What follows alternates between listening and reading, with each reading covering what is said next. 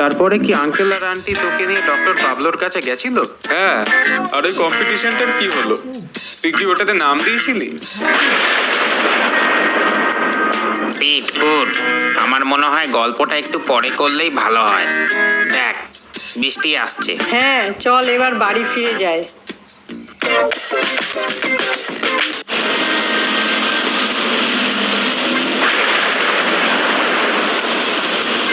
গল্পটা কিন্তু শুনতে বেশ ভালোই লাগছিল। ওই বৃষ্টির জন্যই গল্পটা থামাতে হলো, তাই না? শুধু কি তাই, এই দেখ আমার ইউটিউব চ্যানেলে সাবস্ক্রাইবাররা ভোট দিয়েছে। ম্যাক্সিমাম ভোটই বলেছে পিট আর পুটকে দেখতে চায়, সেটাও একটা বড় কারণ। আর আমার ছোটবেলার ঘটনা কি কেউ শুনতে চায় না? 23% ভোট দিয়েছে যে তোর ছোটবেলার ঘটনাটা দেখতে চায়। তাহলে এবার কি করবি? সেটাই ভাবছি কি করব। তোমাদের কি মত আমাকে কমেন্ট করে জানাও।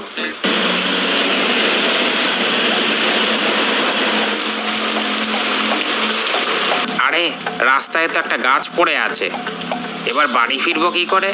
আর তো অন্য কোনো রাস্তাও নেই। গাছটা মনে হয় ঝড়ে ভেঙে পড়েছে। ওই দেখো, একটা বাড়ি। চলো, আজকে রাতটা আমরা ওখানেই কাটিয়ে দিই। হ্যাঁ, ঠিকই বলেছো। ওই বাড়িটা দেখে তো মনে হচ্ছে ওখানে অনেক ভূত আছে। হ্যাঁ, এই জঙ্গলে আবার কি কেউ থাকে নাকি? কি দরকার? আমি গাছটাকে সরিয়ে দিচ্ছি, তাহলেই তো আমরা বাড়ি যেতে পারবো। সে তো তুই পারবি রে উজাস, কিন্তু আজকে রাতটা এই বাড়িটাতে কাটালে বেশ একটা অ্যাডভেঞ্চার ব্যাপার হবে, তাই না? চল, তোরা গাড়ি থেকে নেমে পড়। তোরা যা, আমি এখানেই থাকবো। সে কি, তুই একা একা এই গাড়িটাতে সারা রাত থাকবি? তোর ভয় লাগবে না? আমি না থাকলে গাড়িটা চুরি হয়ে যেতে পারে, তাই আমি এখানেই থাকবো। তোর অসুবিধা হবে না? না, কোনো অসুবিধা হবে না। এবার তোরা যা, আমি এখানেই ঠিক আছি। আচ্ছা, সাবধানে থাকিস। আর প্রবলেম হলে আমাদের ডাকিস।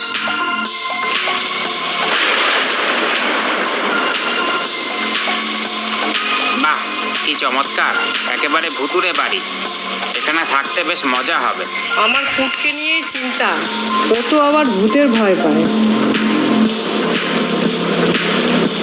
কি রে, উজাস এলো না?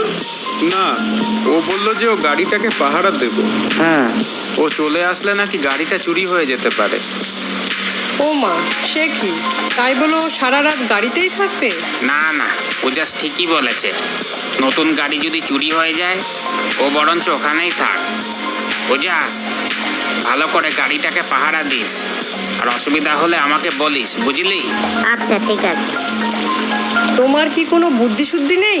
কেন, আমি আবার কি করলাম? কোথায় ছেলেটাকে বলবে আমাদের সাথে আসতে, তা না ওকে বলছো গাড়িটা পাহারা দিতে? আমি তো আর ওকে যেচে বলিনি, ওই তো বললো, মানে। আপনারা কি এই বাড়িতে রাত কাটাবেন বলে এসেছে? আরে, আপনি কোত্থেকে এলেন? হ্যাঁ, এখানে তো কেউ ছিল না। আমি এই বাড়ির কেয়ারটেকার। আপনারা কি এখানে থাকবেন? হ্যাঁ, আসলে একটা গাছ পড়ে রাস্তাটা ব্লক হয়ে গেছে, আর এত বৃষ্টি পড়ছে যে ভাবলাম যদি সারা রাত গাড়িতে না কাটিয়ে এখানে যদি একটু কাটানো যেত তাহলে ভালো হতো। বেশ, তো আপনারা ভেতরে আসুন, আমি আপনাদের থাকার ব্যবস্থা করে দিচ্ছি। হ্যাঁ হ্যাঁ, চলুন। আমার লোকটাকে ঠিক একটা ভালো মনে হচ্ছে না। কেন? দেখে তো ভালোই মনে হচ্ছে। এই কিরকম একটা লাগছে। উজাস থাকলে ভালো হতো। তা যা বলেছিস। এই ছোট্ট বাড়িতে তো বেশি ঘর নেই, আমি এখানে আপনাদের শোয়ার ব্যবস্থা করে দিচ্ছি। তাতে কোনো অসুবিধা নেই, আমরা সারা রাত গল্প করেই কাটিয়ে দেবো। কি গো, কে এসেছে? আরে দেখ দেখ, এত বছর পর একটা ফ্যামিলি এসেছে। রাস্তায় গাছ পড়ে গেছে, তাই আমাদের এখানে আজকে রাতটা থাকবে।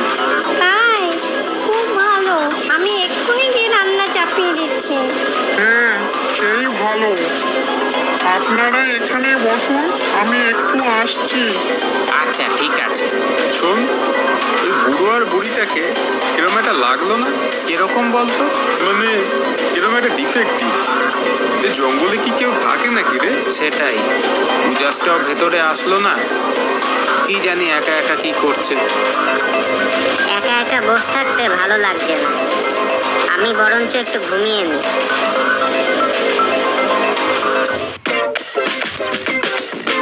বড্ড খিদে লেগেছে।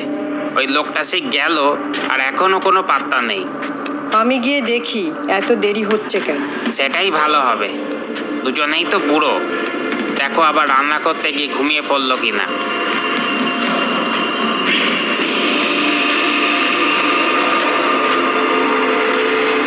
এটাই মনে হচ্ছে রান্নাঘর। ভেতরে তো দুজনের গলা পাচ্ছি, ঢুকে দেখবো।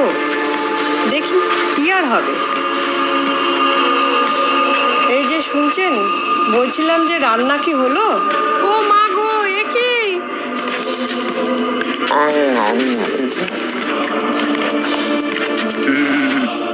ও তুই চলে এসেছিস? বেশ তাহলে তোকেই আগে খাবো।